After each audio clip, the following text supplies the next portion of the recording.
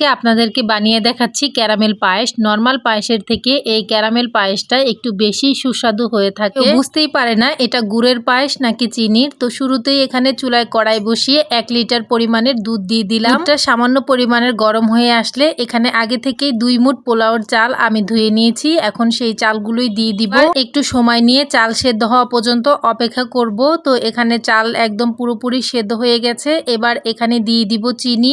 এখানে 1 কেজি দুধের পায়েসের জন্য প্রায় আমি হাফ কাপের মতো চিনি দিচ্ছি। আপনারা মিষ্টিটা আপনাদের পছন্দ অনুযায়ী দিবেন। এবার এখানে দিয়ে দিব বাদাম বাটা। এখানে কাজু আর কাঠবাদাম নিয়েছি 5 থেকে 6টা করে। এরপর বেটে দিয়ে দিলাম। বাদাম বাটা দিলে পায়েসটা খেতে অনেক বেশি ভালো লাগে। সাথে সামান্য পরিমাণের এলাচ গুঁড়া আর দিয়ে দিচ্ছি সামান্য পরিমাণের লবণ। লবণটা আপনারা চাইলে স্কিপ করতে পারেন। এরপর তো চুলায় একটা ফ্রাই প্যান বসিয়ে 3 টেবিল চামচ চিনি দিয়ে ক্যারামেল তৈরি করে নিব। ক্যারামেলটা তৈরি হয়ে গেছে, খুব সুন্দর একটা কালার চলে আসছে। এবার পায়েসের ভিতরে দিয়ে দিলাম। ক্যারামেল পায়েসের সাথে ভালোভাবে মিশিয়ে নিব। 5 থেকে 6 মিনিট রান্না করে নিব, তাহলেই কিন্তু হয়ে যাবে পায়েস রান্না। পায়েসটা এরকম একটু পাতলাই রাখতে হবে, ঠান্ডা হওয়ার পরে অনেকটাই ঘন হয়ে যাবে। তো তৈরি হয়ে গেল খুবই সুস্বাদু ক্যারামেল পায়েস। আশা করছি আজকের রেসিপিটি আপনাদের কাছে খুবই ভালো লাগবে। ভালো লাগলে অবশ্যই বাসায়